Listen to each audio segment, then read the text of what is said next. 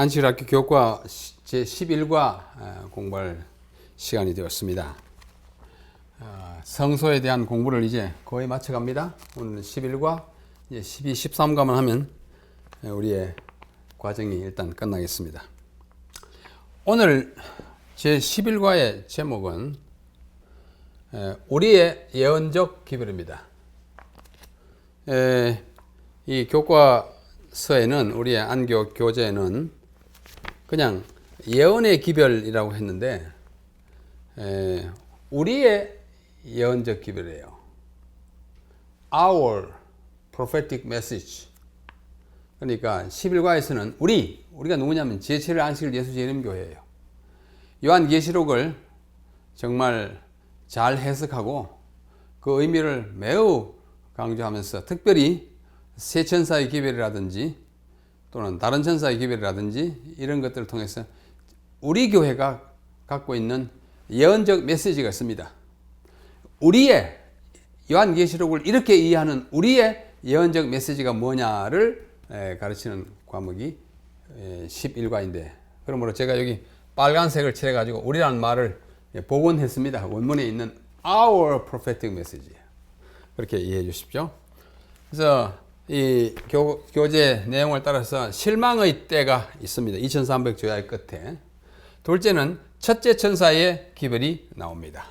하나님을 두려워하라, 물들의 근원을 지으신 이에게 경배하라 하는 그런 것이죠.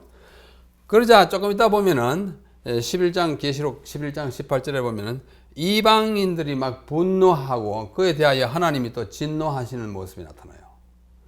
그 다음에 창조자를 경배하라 하는 이것이 요한계시록의 핵심인데, 이것을 아주 강조하는 단원이 이 가운데 있습니다. 그러면서 결론적으로 이 어려운 시대를 통과하면서, 특별히 마지막이기 때문에 극한 상황에 이를 수 있는, 그리고 우리에게 우군이 다 없어지고 그야말로 온 세상이 우리를 핍박할 그때에 참 믿음을 보겠느냐 하는 마지막 때에 성도의 인내가 필요합니다. 그 인내는 하나님의 계명과 예수 믿음을 지키는 것입니다. 그것이 우리의 예언적 기별이에요. 자, 그렇게 이해하시면서 먼저 기억절 함께 보겠습니다. 이것은 첫째 천사의 기별입니다. 또 보니 다른 천사가 공중에 날아가는데 땅에 거주하는 자들 곧 모든 민족과 종족과 방언과 백성에게 전할 영원한 복음을 가졌더라. 그가 큰 음성으로 이르되 하나님을 두려워하며 그에게 영광을 돌리라. 이는 그의 심판의 시간이 이르렀음이니 하늘과 땅과 바다와 물들의 근원을 만드신 이를 경배하라 하더라. 이게 첫째 천사의 기별입니다. 다 잘 아시죠? 자, 이게 노란 색깔 칠한 단어들이 이 중에 핵심적인 것입니다. 영원한 복음을 가졌고 심판할 시간이 이르렀고 이것들을 만드신 이를 경배하라. 이것이 첫째 천사의 핵심적인 내용입니다. 그래서 이것을 요점을 다시 반복하면 영원한 복음을 전하라. 심판의 시간이 이르렀음을 말하라. 만물의 창조자를 경배하라. 이렇게 요약해 보았습니다. 자, 실망의 때, 요한계시록 10장 이야기입니다. 2300주야가 끝난 다음에 어려운 때가 와요. 먼저 요한계시록 10장 1절로 4절 한번 읽어보겠습니다. 노랗게 색깔 칠한 것에 좀 더 유의해 가면서 보십시다. 내가 또 보니 힘센 다른 천사, 이 새 천사 아직 나타나기 전이에요. 다른 천사가 구름을 입고 하늘에서 내려오는데, 구름을 입고 하늘에서 내려와요. 그 머리 위에 무지개가 있고 그 얼굴은 해 같고 그 발은 불기둥 같고 그 손에 펴 놓인 작은 두루마리를 들고 있고, 두루마리를 들었어요. 그 오른발은 바다를 밟고 또 왼발은 땅을 밟고 사자가 부르짖는 것 같이 큰 소리로 외치니, 큰 소리를 했어요. 그가 외칠 때에 7 우레가 그 소리를 내어 말하더라. 이분이 외칠 때, 힘센 천사가 외칠 때 우레 소리가 꽝 같이 막 말했다고요. 7 우레가 말을 할 때에 내가 기록하려고 하다가 곧 들으니 하늘에서 소리가 나서 말하기를 요한복음 말합니다. 7 우레가 말한 것을 인봉하고 기록하지 말라. 당분간 스탑. 아직 말하지 말아요. 아직 때가 덜 된 것 같습니다. 그것을 기록하기에는. 이것이 요한계시록 10장 있는 말씀이에요.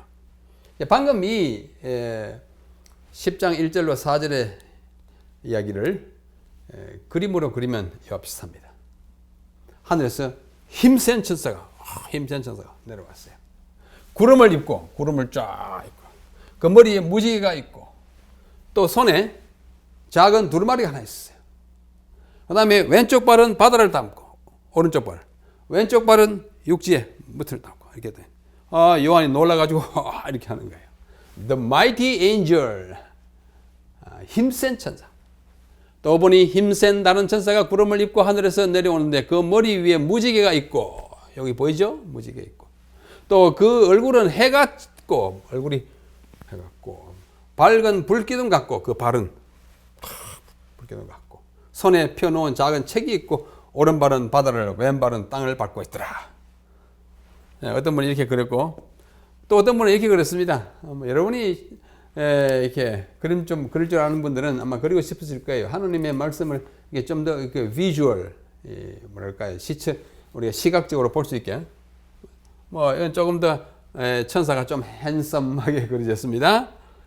구름을 입고 천사가 날개라는 말은 없지만도 이제 천사가 항상 날개 있는 것처럼 이제 그리는 풍습이 있으니까 이분은 날개를 붙였고 무지개가 있고, 무지개가 있고. 그렇죠? 두루마리를 아예 책으로 만들었어요. 조금 모더나이즈, 현대화한. 그다음 또 한 번은 이렇게 무지개가 쫙 있고요. 힘센 다른 천사의 모습입니다. 오케이. 그 다음에 5절로 7절. 이제 천사가 내려온 걸 봤습니다. 힘센 천사가. 이렇게 돼. 그 다음에 5절, 7절을 보면은 내가 본 바 바다와 땅을 밟고 서 있는 천사가 하늘을 향하여 오른손을 들고 세세토록 살아계신 이곳 하늘과 그 가운데 있는 물건이며 땅과 그 가운데 있는 물건이며 바다의 그 가운데 있는 물건 모두를 창조하신 이를 가리켜 맹세하여 오른손을 들고 맹세합니다. 어떤 누구에게? 창조주 하나님께. 뭘 창조했어요? 그 하늘과 땅과 물 가운데 있는 것 모든 걸 창조하신 이에게 맹세하여 말하기를 지체하지 아니하리니. 그 천사가 하는 맹세하는 말의 첫 마디가 지체하지 아니하리니. 7 천사가 소리내는 날 그의 나팔을 불려고 할 때에 하나님이 그의 종 선자들에게 전하신 복음과 같이 하나님의 그 비밀이 이루어지리라. 내용은 아주 간단합니다. 첫째, 지체하지 아니하리라. 이 지체하지 아니하라는 말의 뜻이 무엇인지 조금 이따 한번 보겠습니다. 그리고 선지자들에게 한 말이 어떻게 해요?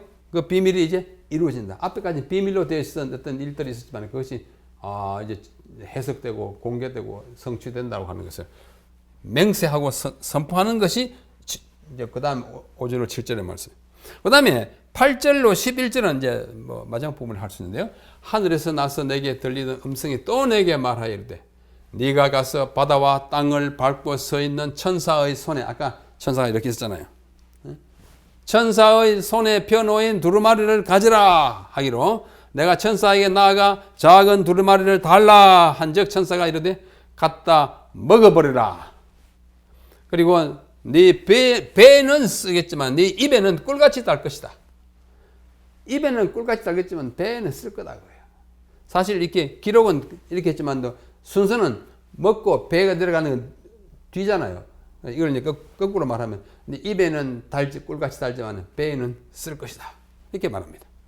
하거늘 내가 그 천사의 손에서 작은 두루마리를 갖다 먹어버리니 하란 대로 요한이 했어요. 먹었더니 내 입에는 꿀같이 다나 먹은 후에 내 배에서는 썩게 되더니 그가 내게 말하기를 네가 많은 백성과 나라와 방언과 임금에게 다시 예언하여야 하리라.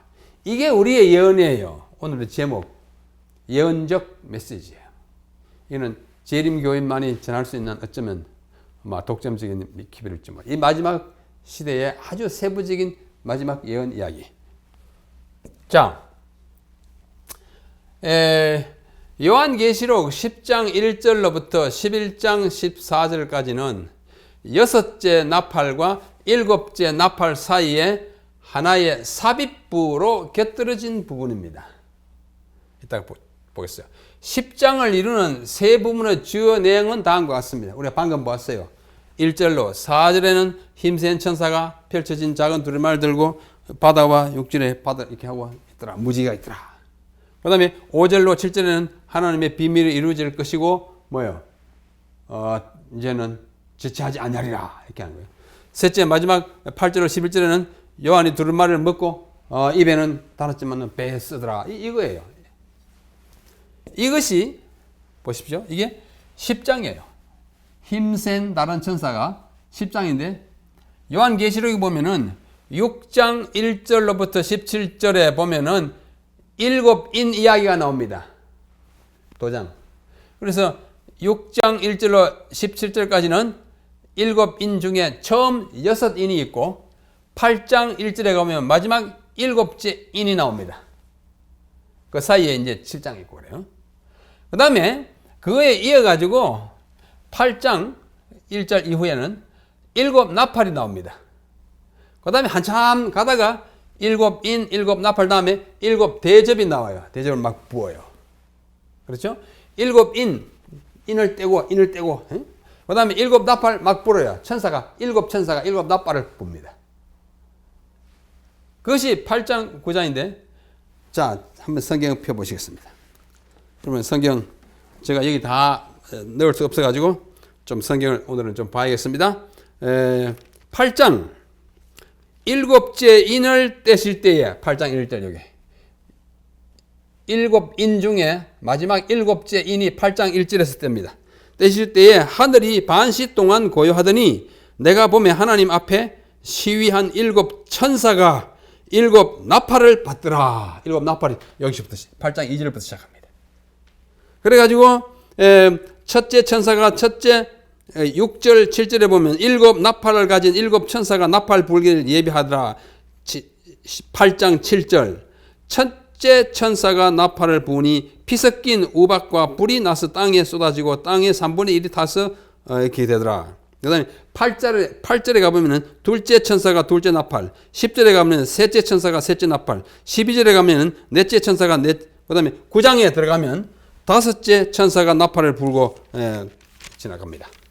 그래가지고 쭉 갔는데 여섯째 천사는 13절에 나옵니다. 9장 13절에 나와가지고 9장 끝절까지 여섯째 천사가 여섯째 나팔을 불어요. 그러면서 마지막 일곱째 천사가 일곱째 나팔을 부는 것은 어디냐 하면은 9장까지 여섯째 천사가 다 불고 11장 15절에 가서 비로소 11장 15절에 가서 비로소 일곱째 천사가 나팔을 붑니다.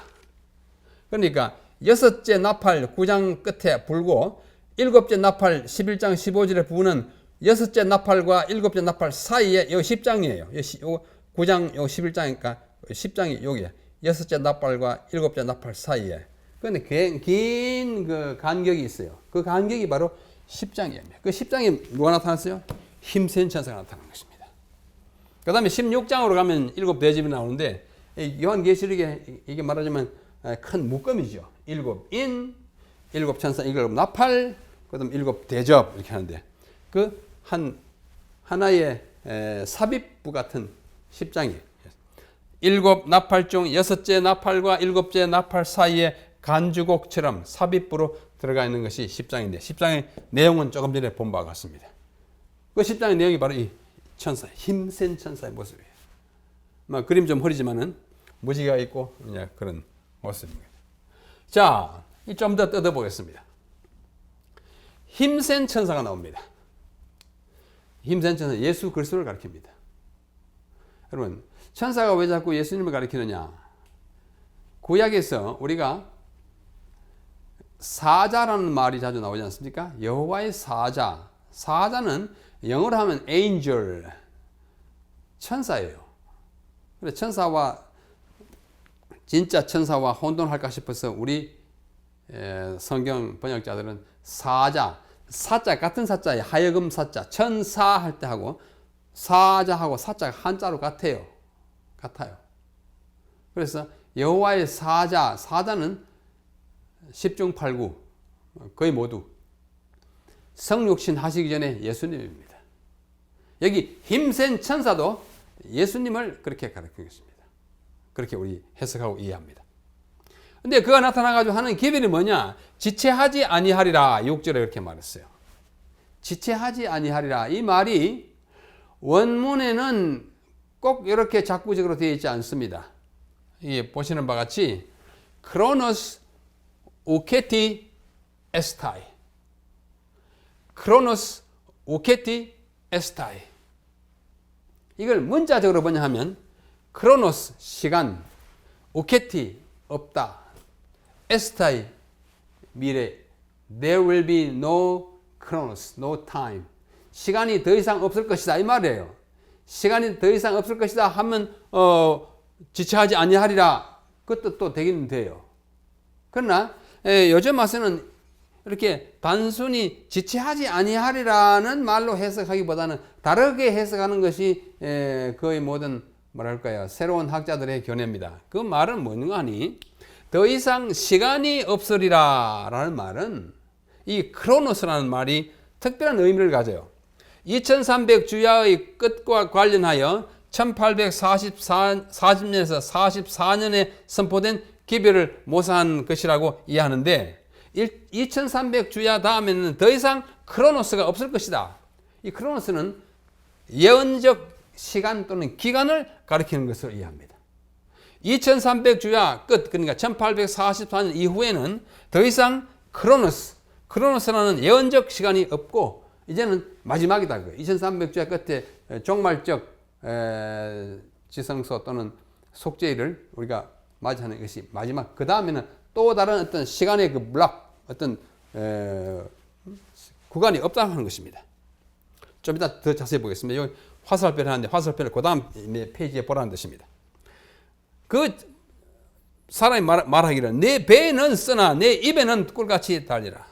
이것이 바로 재림 운동자들의 경험을 예언한 것이라고 우리 이해합니다. 입에는 달았어요. 아, 주님 오신다. 1840년으로 44년 이때 주님 오신다 하니까 얼마나 달아요. 모든 걸 다 제쳐놓고 예수님 맞이할 준비를 하지 않았습니까? 굉장히 기대에 부풀어가지고 입에는 달고 좋았는데 1844년 10월 22일 그 대망의 그날에 주님이 오시지 않자 일반들이 큰 실망을 하고 뿔뿔이 흩어지지 않았습니까? 배에는 쓰다는 말이 그걸 말합니다. 재림 운동자들의 경험을 예언한 것입니다. 재림의 소망은 단맛이었지만 1844년의 대실망은 쓴맛으로 그들의 귀착되었음을 그가 말한 예언이 그렇게 이루어졌다고 생각하고 있습니다. 자, 신약에서 시간을 의미하는 단어가 3개 있어요. 3개 있습니다. 첫째는 카이로스라는 단어입니다. 카이로스. 성경 구절을 제가 읽지 않지만은 혹시 궁금하시고 또 시간에 여유가 있으시면 찾아보시면 뜻이 조금씩 분명해집니다.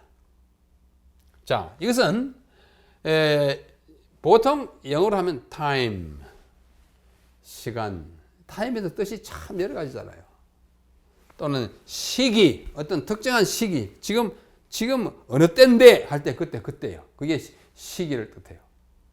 보통 뭐 시간 무작정 흘러가는 시간 그게 아니고 지금이 어느 때인데 할 때 그때가 카이로스입니다. 포인트 되는 점이에요. 그야말로 때. 그 다음에 호라라고 하는 단어가 또 때를 가리켜요. 마태복음 8장 13절 뭐 등등등등. 이것은 영어로 가장 비슷하게 hour. 요 호라, hour, H-O-R 비슷하지 않습니까? 이 hour가 헬라어 여기서 파생된 영어입니다. hour의 근원이 이거예요.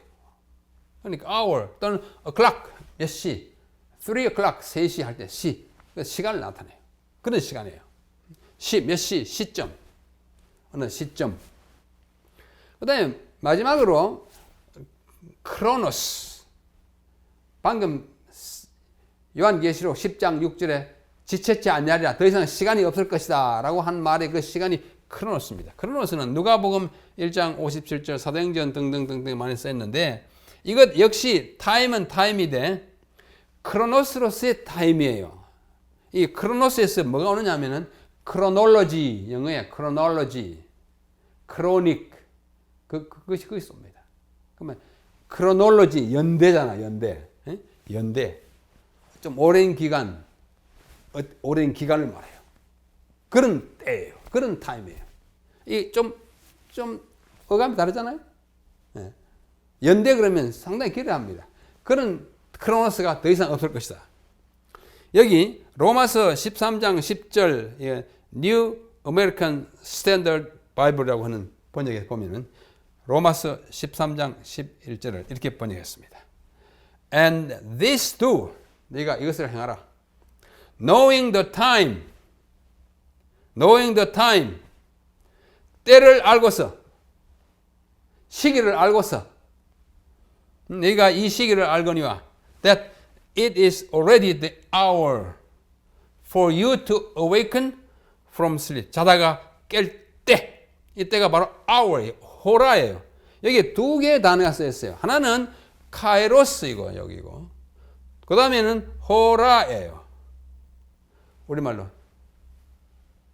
너희가 이 시기를 알거니와 너희가 곧 자다가 깰 때니라. 시기가 카이로스고 때는 지금 바로 일어날 때야. 이거 포인트 되는 것입니다. 그죠? 이것도 포인트 되는 느낌이긴 있지만은 이거는 어떤 시각을 말합니다. hour. 그래서 이런 것이고. 그 다음에 요거는 이제 우리가 앞에서 본 것처럼 좀 긴 시간 어떤 단위로서의 토막된 시간을 크로노스라고 하는데 바로 요한계시록 10장 6절. 더 이상 예언의 구간으로서의 어떤 연대적 2300주야라든지 뭐 하여튼 100년이든지 10년이든지 새롭게 예언적으로 구획된 기간이 더 이상 없다. 2300주야는 끝이다. 그러니까 지치지 아니라는 말도 이제 좀 원용하면 되는 말이지만 직접적인 말로서는 더 이상 예언된 구간으로서의 시간적 기간은 없다. 이게 끝이다. 그런 뜻을 말하고 있습니다. 예, 각시대 대쟁투 424페이지. 2300주야까지는 그때의 성소가 정결함을 입으리라고 한 다니엘 8장 14절의 예언과 하나님을 두려워하며 그에게 영광을 돌리라 이는 그의 심판하실 시간이 이르렀음이라고 한 첫째 천사의 기별. 다시 말해서 다니엘 8장 14절과 첫째 천사의 기별, 그것은 다 같이 지성소 안에서의 그리스도의 봉사, 곧 조사 심판을 가리키는 것이지 주님께서 당신의 백성을 구속하시고 악인들을 멸하시기 위하여 재림하시는 일을 가리키는 것이 아니었다. 그러니까 지성소 이제 봉사가 시작되는 것이 바로 예수님의 재림이 아니었다고요. 지성소라고 하는 그 봉사의 기간이 있을 것을. 그러므로 그들이 날짜는 바로 잡았지만 그 날에 일어날 사건, 예수님이 오실 것이라고 한 것은 틀렸습니다. 그래서 배가 썼어요. 아주 쓴 경험을 했습니다. 그래서 우리는 1844년 10월 24일의 경험을 뭐라고 합니까? The Great Disappointment. 대실망. 실망은 쓴 거예요. 재림에 대한 희망은 단 거였지만 썼어요. 그 이야기인 것입니다. 첫째 천사의 기별은 하나님을 두려워하라는 것입니다. 그가 큰 음성으로 이르되 하나님을 두려워하며 그에게 영광을 돌라 심판의 시간이 이르렀다. 두려워하라. 그에게 영광을 돌리라. 하나님을 두려워하라. 성경에는 제가 세보니까 하나님을 두려워하다 또는 어떤 사람은 두려워하지 않는다까지 포함해가지고 하나님을 두려워한다는 말이 15번, 하나님을 경외하다는 말로 번역된 것이 28회, 같은 내용이에요. 여호와를 두려워한다 또는 두려워하지 않는다가 7번, 여호와를 경외하다라는 말로 번역된 말이 54번, 합쳐서 100번 이상, 104번이 하나님 또는 여호와를 두려워하다 또는 경외하다는. 여러분, 우리가 좀 두렵게 사는 것이 좋습니다. 겁이 없으면 참 문제가 많아요. 그죠? 겁 없으면 참 자행자지하기가 쉬운데, 이 두려워한다는 말에는 두 가지 의미가 있습니다. 첫째는 존경하고 경외한다는 뜻입니다. 그분 앞에 서기가 좀 두렵다.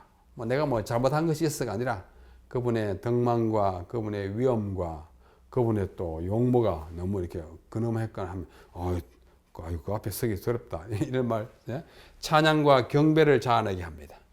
첫째 선사가 말하는 경외하라, 두려워하라는 말이 바로 이 말이에요. 겁났다 도망가라는 게 아니고 그분에게 마땅한 존경을 돌리라는 것입니다. 존경, 경외하는 것입니다. 또 다른 것은 이제 겁과 공포심이에요. 심판이나 위해에 대한 공포예요. 겁나가지고 벌벌 떠는 거예요. 죄인이 자신의 죄로 인하여 하나님의 얼굴을 바라보지 못하는 것은 이 첫째 천사의 두려워한 것은 그분에게 마땅한 창조자로서의 영광과 존귀를 돌리고 그에게 경배하는 것입니다. 우리가 너무 겁에 질려가지고 도망가는 것은 이 기별의 취지에 맞지 않아요. 여기 각시대 대장투 378페이지에 말합니다.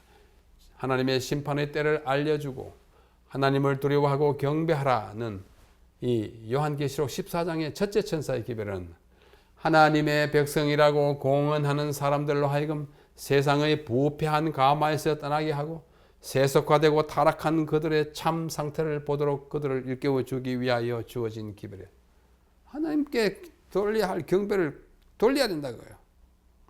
이 기별을 통하여 하나님께서는 교회에 한 경고를 주시는데 그들이 그것을 받아들일 때 그들은 하나님께서 떠나게 하였던 그 악을 교정할 수 있게 될 것입니다. 그리고 좀 두려움을 가지고 살아야 합니다. 내가 아무렇게나 생활하면서도 도무지 겁이 없는 사람은 개전에 기미가 안 보입니다. 하나님. 집안에도 어른이 좀 들어야죠. 그죠? 애들이 너무 이렇게 자행자지하게 해놓으면 버릇 없어지고 정말 어떤 일을 저지를지 알 수가 없는 것입니다.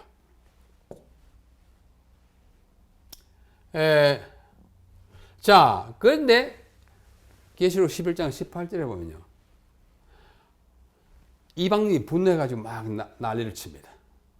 그때 하나님 어떻게 대처하는지 한번 보십시다. 계시록 11장 16절로 18절의 말씀이에요.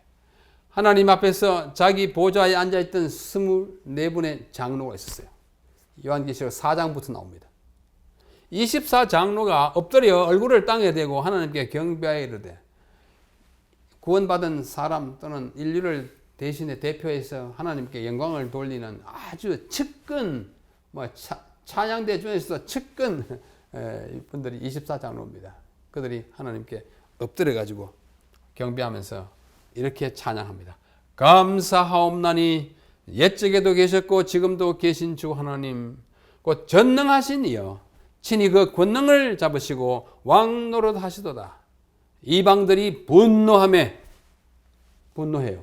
자기들이 옳게 한 것도 없이 자기들이 받을 벌을 인하여 분노함에 주의 진노가 내려 죽은 자를 심판하시며 분노에 대한 하나님의 진노. 너희들이 무슨 말 할 말이 있느냐? 하나님이 진노하십니다. 그러니까 형벌하는 거예요. 죽은 자를 심판하시며 종 선자들과 성도들과 또 작은 자든지 큰 자든지 주의 이름을 경외하는 자들에게 상 주시며 또 땅을 망하게 하는 자들을 멸하실 대로 소이다 라고 24장로가 노래하는 거예요. 그러니까 악인들은 마땅히 받을 벌을 지금 받아야 하고 여기 나오는 종선자들 큰 자든지 작은 자든지 주의 이름을 경외하는 자들에게는 상을 주실 때가 바로 지금입니다. 다시 말하면 지금은 심판의 때로소이다. 하나님이시여 하나님의 뜻대로 심판하시옵소서. 저 분노하는 자들은 받을 벌밖에 없습니다 하고 찬양을 통하여 그 때가 어느 때 시점에 이르는지를 가르쳐 주는 것이 요한계시록 11장 16절로 18절의 말씀이에요. 이방들의 분노와 주님의 진노 이렇게 제목을 잡아본 것입니다. 이것은 일곱째 천사가 나팔을 불자 하늘의 큰 음성들이 말하기를 세상 나라가 우리 주와 그 그리스도의 나라가 되어 그가 세세토록 왕노를 하리로다라고 했을 때 일어나는 말씀이었어요. 약간 11장은 16절로 18절이잖아요. 15절이에요. 하나님의 보좌 앞에 각각 자기의 보좌에 앉은 24장로가 있어요. 24장로들이 다 보좌에 앉았어요. 그렇죠? 요한계시록 4장, 5장에 보면은 자기의 멸관을 던져가지고 그리스도에게 이렇게 막 바치지 않습니까? 아주 겸손한 사람들. 그 사람들이 막 이방에 분노하고 막 하는데 주님이시여, 지금은 이제 심판하실 때입니다. 이렇게 말씀하는. 그 자기 보좌에 앉은 24장로가 경배하면서 외친 말이 아까 있는 16절로 18절의 말씀입니다. 여기에 선포되신 하나님은 영원 무궁하시고 전에도 계시고 지금도 계시는 영원하신 분이시여. 그렇게 말했어요. 또 전능하시고 큰 권능을 가지시는 왕입니다. 왕이시여. 그때 이방인들이 분노하여 대항하자 하나님은 그들에게 진노하시고 죽은 자들을 심판하시고 선지자와 성도와 주의 이름을 경배하는 모든 이들, 큰 자나 작은 자나 남녀노소 할 것, 주의 이름을 부르는 자들에게는 상을 주시고 땅을 망하게 하는 자들을 멸망시킬 때라고 24장로들이 말하는데, 바로 이 찬양의 내용에 걸맞게 우리 주님이 심판을 베푸시는 장면이 바로 11장의 마지막 시대에 대한 묘사인 것입니다. 그래서 오늘 우리는 요한계시록에 대해서 많이 공부하지 않습니까? 우리 제7일 안식 예수 재림교회는 요한계시록과 다니엘에 대한 참 연구가 그 어느 기독교 공동체나 교단 교파보다도 더 많이 연구했습니다. 가장 근래 나온 이 계시록 주석입니다.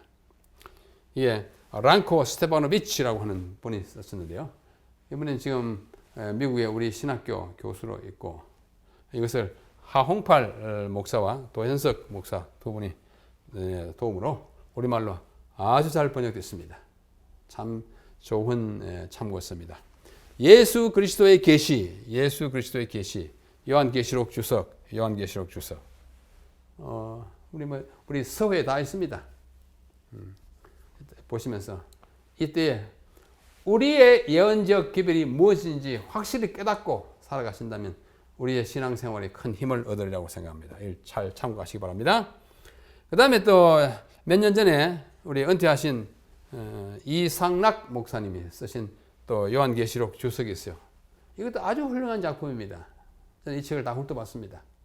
또 추천서 썼습니다. 아주 좋은 책인데 뭐 이것이나 저것이나 둘 중에 하나 뭐 보시는 것도 좋고 또 비교해가면서 다 보면 더 좋을 생각합니다. 요한계시록 주석이에요. 아주 우리 전통적인 방법으로 잘 주석한 계시록입니다.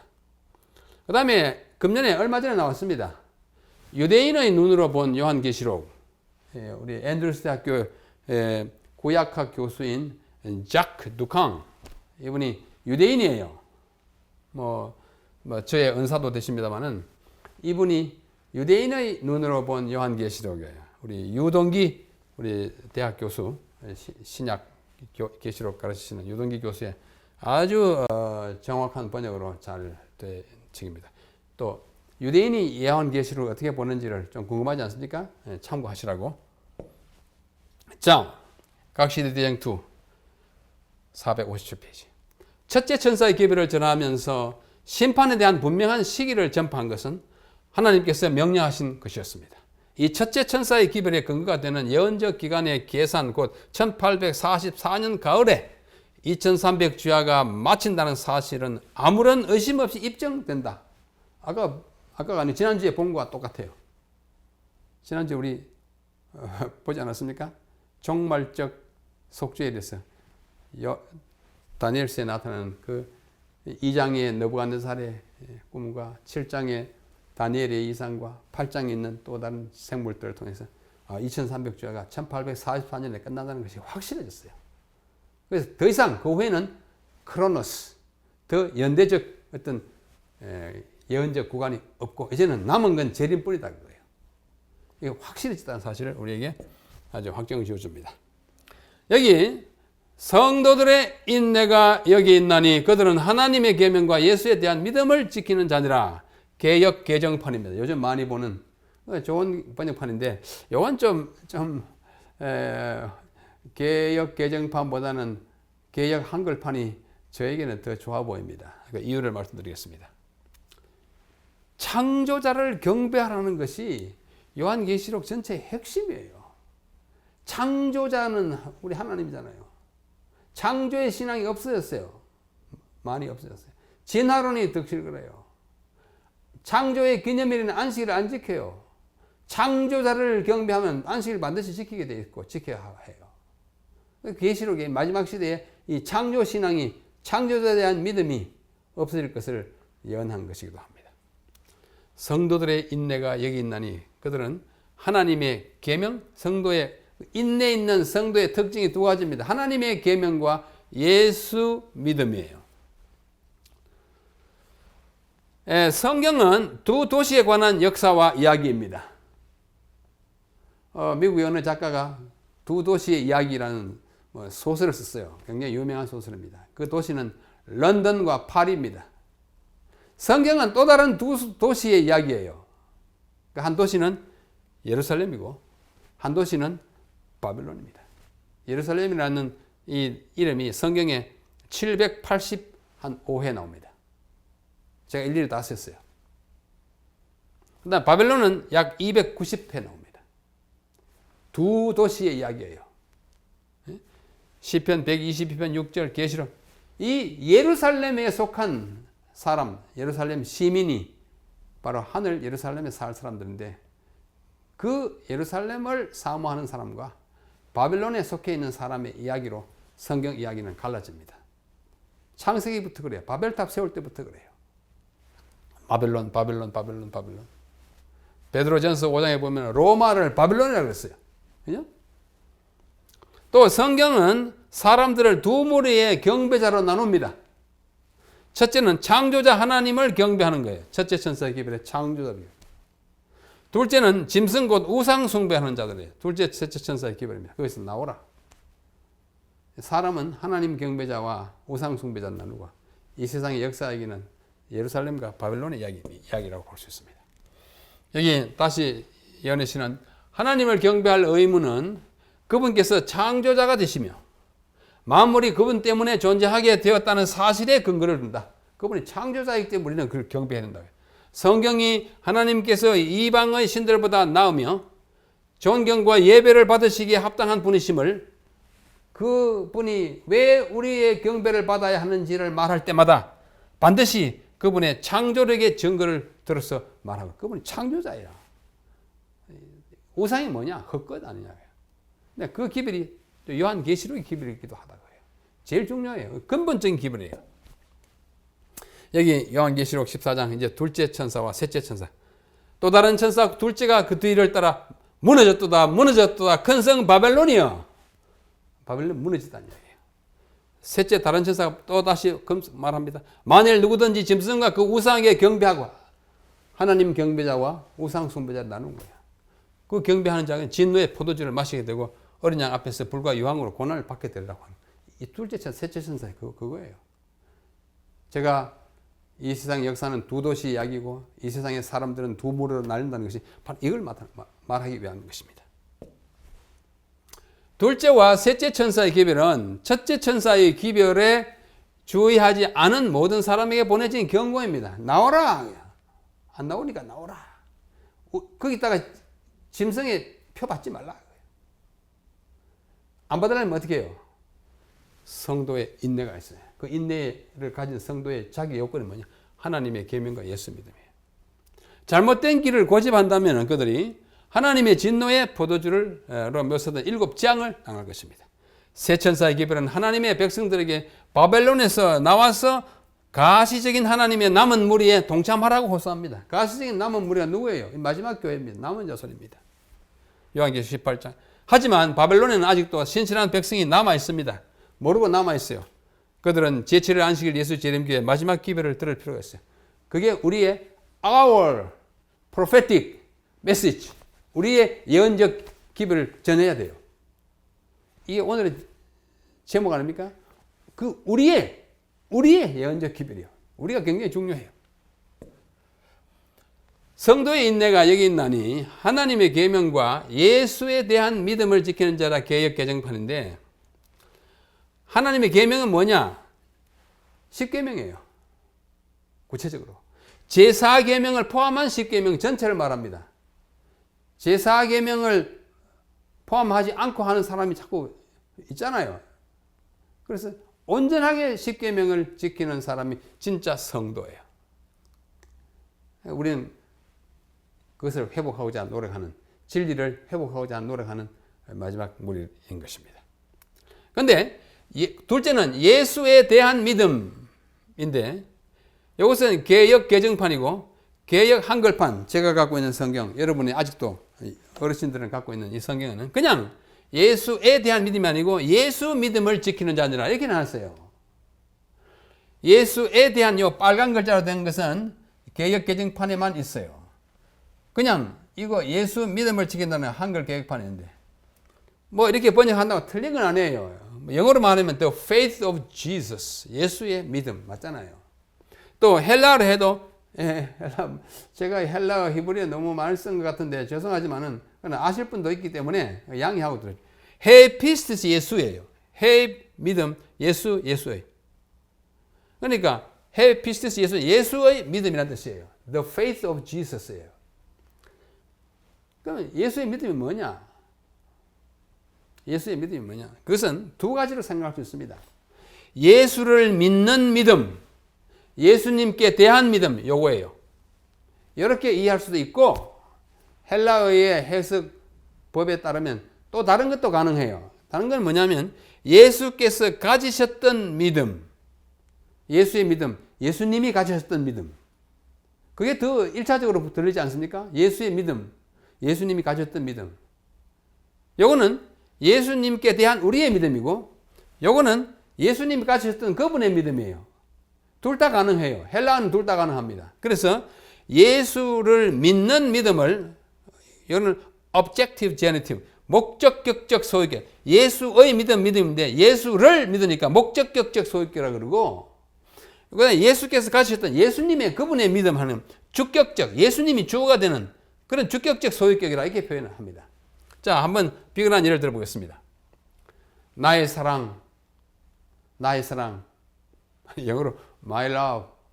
이것은 나를 사랑하는 사람을 가리킬 수도 있습니다. 나를 사랑하는 사람도 나의 사랑이에요. 또 내가 사랑하는 사람도 둘 다 포함될 수 있어요.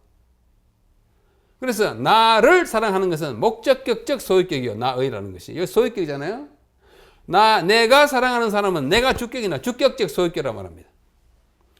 내 걱정. 야, 내 걱정하지 마. 내 걱정은 이거야. 내 걱정하지 마. 이 말은 무슨 뜻이에요? 내가 소유격은 소유격인데 내 걱정은 뭐예요? 상대방이 나를 걱정하는 걱정이잖아요. 내 걱정하지 말고 네 걱정이나 해. 내 걱정은 나를 사랑하는 걱정이야. 그러나 나는 우리 맏아들에 대한 내 걱정은 내가 걱정하는 거예요. 그러니까 내 걱정이 이 소유격인데요. 목적격적 소유격도 되고 주격적 소유격도 돼요. 그래서 예수의 사랑이 예수님이 가진 사랑인가, 예수님께 대한 사랑인가 확실치 않을 뿐 아니라, 성도의 인내, 그분들이 가지고 있는 예수 믿음은 예수님이 가지셨던 완벽한 믿음도 될 수 있고 예수님께 대한 우리의 믿음도 될 수 있기 때문에, 우리 개역 한글판 성경 번역하는 사람들이 이걸 택할까 저걸 택할까 하다가 아예 의를 빼버렸습니다. 그냥 예수 믿음. 좀 애매하지만은 두 가지를 다 할 수 있게 해놨어요. 난 그게 더 좋습니다. 성도의 인내 있는 성도는 누구냐? 하나님의 계명을 4계명까지 다 지키고 예수 믿음, 예수를 믿는 믿음과 예수의 믿음을 다 가진 사람. 우리말의 소유격은 주로 주격적 소유격으로 사용되지만 헬라어의 소유격은 목적격적 소유격으로 사용되는 경우도 많이 있습니다. 그러므로 어떤 소유격인지 분명하지 않을 때는 문맥을 보고 판단해야 합니다. 때로는 두 가지를 다 포함하는 경우도 있습니다. 그래서 개역 한글판은 요한계시록 14장 11절에서 두 가지를 다 포함하도록 좀 어정쩡하게 보이지만은 더 양쪽을 다 포함하기에 편한 그냥 예수 믿음을 하고 번역. 그래서 제가 이 번역을 더 좋아합니다. 예수께 대한 믿음 한쪽을 이미 제외하는 것이에요. 그래서 개역 한글판은 하나님의 계명과 예수 믿음을 지키는 자들아. 진정한 성도, 인내를 가진 성도는 누구냐? 첫째, 하나님의 계명, 즉 제4계명, 안식일 계명까지를 다 포함해서 다 지키고자 하고 지키고 있는 사람. 예수 믿음, 즉 예수님께 대한 믿음과 예수께서 가지셨던 그 완벽하고도 절대적인 믿음을 모두 소유한 백성이 마지막 시대의 성도라고 저는 생각합니다. 이런 것이 우리의 예언적 기별입니다. Our prophetic message. 뭐예요? 세천사의 기별. 우리의 예언적 기별이에요. 2300주야, 세천사의 기별, 요한계시록의 종말 예언, 성도의 인내, 하나님의 계명과 예수의 믿음, 의를 작게 썼어요. 이것도 저것도 다 되게. 그리스도의 하늘 성소 봉사, 그리스도의 재림, 이것이 우리의 예언적 기별입니다. 이걸 잘 전하자고 하는 것이 오늘 제 11과의 요점이자 또 교훈이라고 볼 수 있습니다. 11과 여기서 마치겠습니다. 우리는 역사적으로 아주 독특한 기별을 가진 백성입니다. 기별을 가졌어요. 재림교회의 기별, 예언적 기별을 가졌어요. 거기에는 방금 본 대로 2300주에 들어있고 성소, 지성소 봉사 있고 주님의 재림과 특별히 세천사의 기별이 들어있는데 이것을 정말 확실히 알고 또 부지런히 전해서 이것을 믿고 재림을 준비하는 사람이 많아지도록 우리 교회마다 큰 부흥이 일어나도록 이런 공부가 우리에게 힘을 주게 되기를 바랍니다. 다음 주 다시 뵙겠습니다. 안녕히 계십시오. 안녕하세요, 여러분. 저는 박은별이라고 합니다. 이번 2014년도에도 대륙선교회에서 선교대회가 열리는데요. 여기 여러분이 꼭 참석하셨으면 하는 마음에 이런 말씀을 드립니다. 여러분 이곳에 대륙선교대회에 참석하셔서 여러분들 삶 속에 작은 변화가 있었으면 좋겠습니다. 저 또한 대륙선교대회에 참석해서 저와 같은 꿈을 가지고 있는 사람들을 만나게 되었고 이미 그 꿈을 향해 달려가고 있는 선교사님들의 말씀을 듣고 모습을 보면서 결심도 하게 되고 많은 변화를 느끼게 되었습니다. 여러분들께서도 이번 선교대회에 참석하셔서 삶의 작은 변화를 느끼셨으면 좋겠습니다. 꼭 2014년 선교대회에 참석하시길 간절히 바랍니다.